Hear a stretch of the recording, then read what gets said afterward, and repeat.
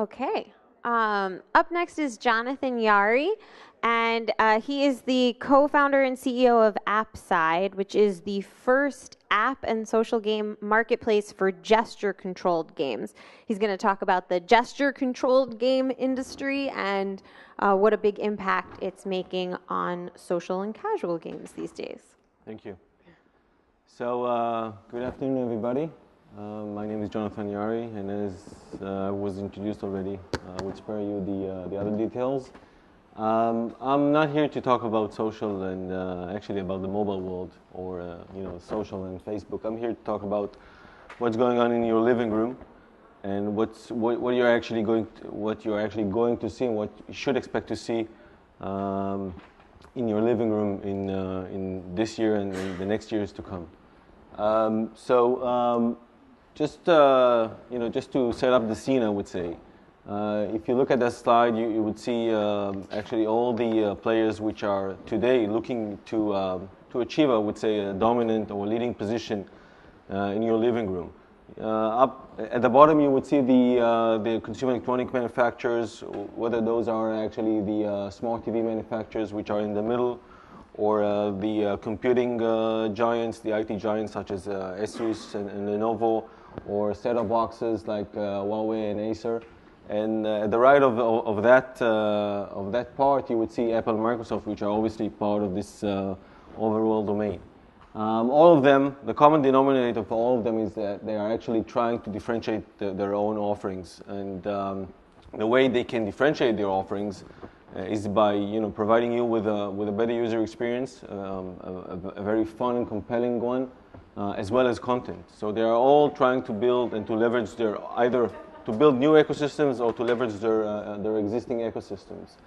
And on top of it, you would see the OS players, and obviously you would see Google over there, whether it's through Android or whether it's through the Google TV one, Linux, which is still being used by some of the bigger players, such as the Samsung and LGs of the world, and obviously Microsoft. And again, all of them, and at the top of the slide, you would see the traditional content players, as well as the interactive ones, the gaming guys, and hopefully to see you as well playing in this part. So all of them, this is actually the major, I would say, the major battle scene, the major playing field, which you would see going on. It's actually been going on for quite a while, for the last year and a half, and you would see it continuing to gain momentum as we go forward. I just came back from CES in Vegas, and obviously smart TVs, which is one of the main platforms in your living rooms, were at the center of stage. Everybody demonstrated and everybody showed their latest smart TVs, and actually everybody also demonstrated and showed what they are actually going to provide you with the user experience. And in this case, it was all around gesture controlled and a Kinect-like user interface. For those of you who are not really familiar with what is gesture controlled. So if you look at it, going back to why we're here, and going back to the audience, to you actually, as far as the evolution of the interfaces of gaming. So for those of us who've been long enough in this industry, you would still remember the first generation controllers and joysticks. I remember pretty clearly the Atari one, and going through the game pads, the remote controls, and these days actually you are the controller, you are the joystick. So whatever you are actually, whatever you are doing, it's being translated to your own, to the movements and to what you have been achieving with the other game pads. I don't know how many people here have played Kinect games. Okay, so you're probably familiar with this concept, and it's pretty exciting, if you ask me. And I will show you some games which we are actually now porting with some of our publishers, and you will see actually how exciting it is. So Kinect was the first, actually. The Microsoft Kinect one was the first gesture control device ever, and it actually gained the Guinness record and won the Guinness record for the fastest selling consumer electronic device. Currently, the install base of the Kinect sums up to like 18 million users. Okay, and it's growing. And so actually, Kinect has proved, I would say, the demand and the acceptance for a gesture controlled as a user interface to browse around, as well as the user interface and the user experience for gaming. Fruit Ninja was actually one of the first titles, if not the first title, that was that you could have downloaded from the XBLA, which is the Xbox App Store. This was back in August, if I recall, and it gained and it was so popular. And I think after 3 weeks, the numbers were really significant. Everybody were surprised that it gained a lot of users, specifically because also the price. On the iOS devices and Android, it's being sold for either for free or for $1 for 99 cents, and on the Xbox it was sold for $10, which is amazing if you think about it. But still, people, I mean, the users have bought it and they liked it, and people keep on buying it and using it. So if you look at the gesture controlled and its I would say its relationship or its overall linkage to the home entertainment world, which is a main domain, which currently a lot of companies are trying to achieve a leading position.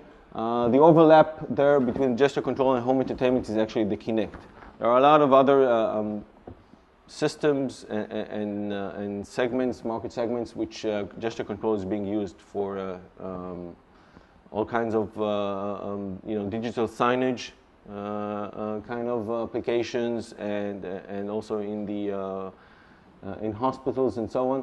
But and this is where it stands today. But as we go forward towards 2 years from now, and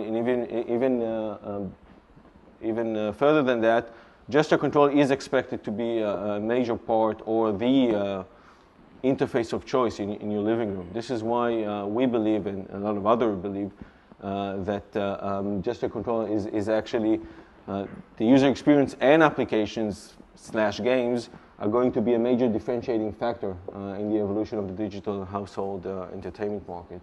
And if you think about it, I would say a similar case happened when Apple introduced and took, I would say, the touch screen, the touch UI evolution, and suddenly there was a brand new ecosystem. Suddenly there were brand new games. There were not the old games that we've seen on the consoles, and this is why we believe that the user experience and the games here are going to play a very important factor as we go along. Just to show you a few, I would say a few facts from the field. After Vegas, I actually had the fortune to also travel to Asia and meet with all the Asian consumer electronic manufacturers. And this is just to show you what you will see in the market this year. Microsoft, we all know the Xbox. Microsoft has also released just 2 weeks or a week ago a special sensor for the PC market. So it's not only linked to the Xbox anymore. So any person who wants can actually buy the sensor. This is actually the Asus sensor, which I'll talk in a minute. But you can buy a Kinect sensor for your PC and start playing games and applications on that. And Apple TV, we've all heard the latest news about Apple TV. Should I call them rumors? I don't know, but I think those are more than rumors at this point of time. Apple is going to introduce a new brand of TV, and everybody's talking about that it's going to be both gesture controlled and voice controlled. So Apple is really pushing all of the other players towards redefining their offerings and towards defining what they want to offer their users. Intel is actually including gesture control in their first generation Ultrabooks. I'm using an Ultrabook these days, and it's pretty much exciting. LG and Samsung, which are the leading smart TV manufacturers in the world, are going to launch smart TV in the second half of this year. Hisense, those are just examples of the momentum in our market. And Asus is going to launch very soon, actually in a week from now. And I'll tell you on Asus in a few minutes. So at the end of the day, you would see gesture control as part of other platforms, not only smart TVs, but also all-in-one desktops, next generation set-top boxes, low-cost sensors, and even from your IPTV service providers, which are also looking at this new world and finding it that they want actually to incorporate it with their own service offerings. So how big is the market, probably you're asking yourself, and whether it's, because we've all heard about interactive TV in the past and smart TVs, and this is probably the fourth round of smart TVs and the evolution, or I would say revolution in your living room. But to provide you with some figures, so obviously the spending on digital living room devices is significant, not to say much more than significant, and it's going to sum up to $226 billion in 2 years from now. I don't know if you're familiar with that, but today the whole TV market is around to 100 million or to 100 million, and even today every third TV which is sold is already a smart TV, and this proportion is going to increase into every second TV which will be sold in 2 years from now would be a smart TV, and a smart TV means a lot. But for you guys, for game developers, it means a very powerful processor, enough memory, and also quite a strong GPU, graphical processor unit. Other than just the overall, I would say, setup of being able to download games and applications to your TV and play on that, Samsung just announced a week ago. They have actually crossed the milestone of 20 million apps downloads, which by itself is not significant. But if you look at it, since the time they launched until the time people actually are really using it, and again, take into account that people are not used to download applications and even so play games on their smart TVs. So this is already happening today, and it's not future looking. IDC expects 300 million motion control gaming devices again in 3 years from now, and to make a long story short, I think the Kinect success and the install base of 18 million is only the beginning, and what I showed you in the previous slide actually I hope demonstrates that this year is going to be the rollout year, and you will see many more additional players actually entering this market.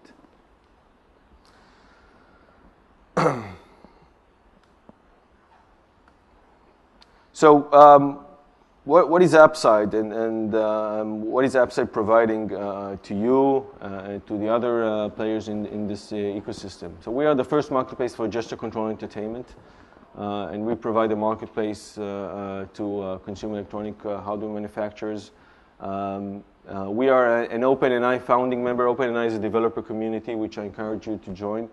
And it's a developer community which offers open source development tools for developers who want to join this market, and we are the outlet and the app store for any developer in this community.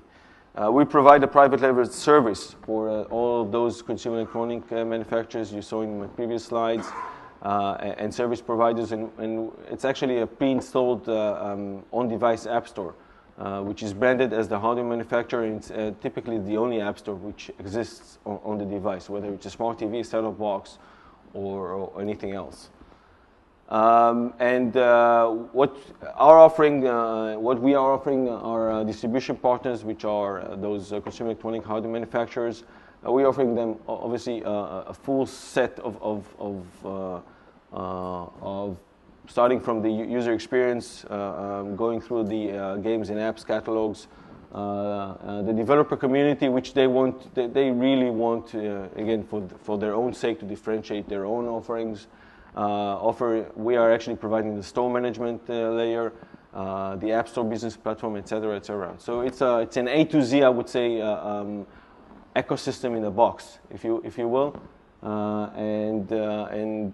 Our vision and our target is to be just a controlled entertainment marketplace of choice for those consumer electronic hardware manufacturers, and as we go forward, for users. So we aspire to be the destination site for those kinds of games, those kinds of users. We are actually working as a marketplace. We need to be agnostic, so we're working with the leading gesture-controlled technology providers. PrimeSense, which is actually the company behind the company from which Microsoft licensed the technology of the Kinect, of the sensor itself. Point Grab, Eyesight, XDR, and there will be many others. So we work with all of them.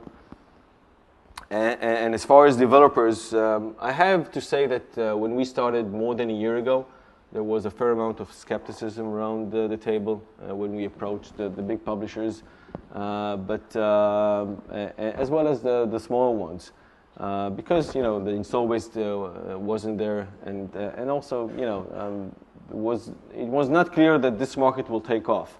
But if you look at it, you look at this slide, you would see some developers who have already batted on this market and are only developing games and applications for this specific, I would say, user interface and user experience. Companies like Sidekick, Current Circus, Soft Kinetics, and so on. But you would see also some of the casual developers and publishers with whom we're working, whether it's Mumbo Jumbo, which we ported their Luxor game to gesture control, Mass Habit, Alawar, obviously, which is a leading one, as well as AWAM. At the right side, you would see, or the left side, you would see OpenNI, which is the developer community, which I mentioned. So also on the catalog side, on the developer side, there seems to be a strong momentum behind. I just thought it would be helpful if I show this quote of Ron Diamant, which is the chairman of Mumbo Jumbo. And again, initially, going back to the skepticism I just mentioned, initially they were not sure how well Luxor would be ported to gesture control, but when they saw it and they started to play with it, they realized it has a lot of potential. And it's actually better than the traditional motion-controlled gaming consoles, the Wii of the worlds, and motion, and so on and so forth, the Move of the worlds. And we see a lot of others games. But one of the, I mentioned Fruit Ninja beforehand. Fruit Ninja, I think, is a game which, after being ported to Kinect, and it actually turned out to be a better game on gesture control rather than on the touch screen. Playing Fruit Ninja on Kinect, or playing Fruit Ninja with the gesture control interface, is like going to the gym. After a session of Fruit Ninja, you can skip your gym session and go back to whatever you did before. So it's a very different experience from what we've all seen so far. And there are specific games which turn out to be better than the originals, which is kind of challenging if you think about porting. So our first distribution partner is Asus, with whom we are launching in a week from now. This is actually the home screen that you would see. Photos, movies, applications, and here is over there it's the Action Store. This is actually the store that we provide and we power. And if you click or actually touch or push on that icon, you would see this. You would see the catalog, and again, it includes some casual games, some games that were natively designed for this platform, games which were ported, and you see some of the YAARI titles over here, as well as applications which you don't see here. And this is just another user interface which we are actually now developing and designing for our next customer, with whom we will be launching also in a quarter from now. So it's really we really focus on the user experience, and we try to include as much as emphasis on that, because this is the part that people would be attracted to, obviously beyond the games. So our launch, it's going to be a worldwide rollout: China, US, Europe, and Asia. It's going to be it's actually accompanied by a media campaign, both offline and online. And whoever is part of our catalog, of our launch catalog, is going to enjoy the exposure. We are actually providing the marketplace. It's quite of a diversified catalog. Because we don't really know what will be the popular genres and so on. So we included sports, action, all kinds of casual games, music, art, and whatever will take off. This would be, I would say, for us an indication of what additional games and applications we need to bring beyond that. And we are actually building together with Asus the developer ecosystem via a community or an alliance which we actually established together, as well as some regional developer days. I'm traveling again in next week or the week afterwards to Asia to attend some regional developer days in China and in Taiwan and Korea, which are the first countries this product will be rolled out. Business model, obviously, for you guys, it's essential. So our business model is obviously based on direct-to-consumer sales, whether it's per download, per play, subscriptions, virtual goods, and so on. We are obviously revenue sharing the revenues with the developers and distribution partners. And I think based on what we have seen so far, and based on the statistics from Xbox, we expect users to spend an average of $30 per year on games and applications. Sounds a lot, but you need to take into account that the average price, again, I mentioned the $10 of Fruit Ninja. The average price in our marketplace would be lower, but it will be significantly higher than what you see currently on Android and iOS. So this is how we actually came up with this. So beyond user experience, and I think I mentioned enough user experience, there is a lot of other examples of what gesture control can introduce in terms of benefits and potential. So think about really understanding the player in a totally different level. Those sensors are actually going to include face recognition. So you would be able to, first of all, identify the user, obviously, but you would be able to identify his whereabouts, his tone, his face, and whether he likes the game or whether he doesn't like the game, his dressing, and whether he's dressed now for a Fruit Ninja session or he's just dressed for playing casually on his couch with his hands. His behavior, etc., etc. So there is a lot of potential beyond the innovation, I would say, of the user experience. And beyond that, if you think about it, with a sensor, we are actually providing the machine. We're actually providing the machine with senses and enabling all kinds of learning capabilities. And those are just examples of what gesture control can bring and how you can actually transform the gaming experience and so on. Another point which today is not really, I would say, is not really polished enough is using of the actual playing environment, whether it's in your living room, jumping on your furniture, taking your remote control and, I don't know, throwing it in the air and so on. Those are just examples of what gesture control can bring and how it actually can change the way people are playing games.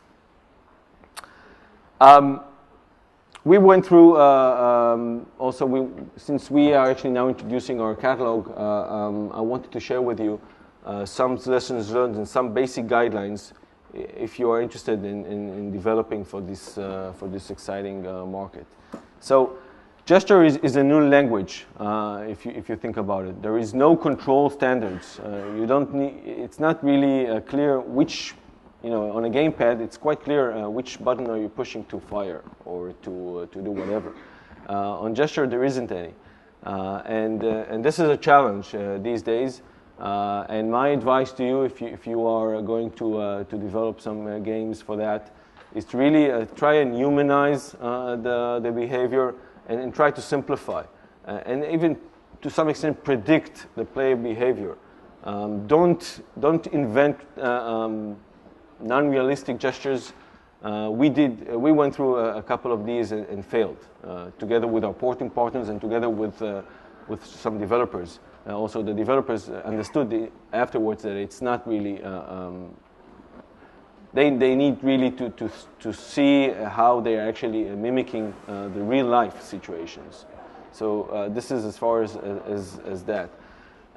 Plan ahead, which is obvious, but what's fun playing with a joystick isn't always fun with your body. For example, leaving your hands too in the air and playing with it can be quite frustrating for some of the people, and it requires you a lot of strength.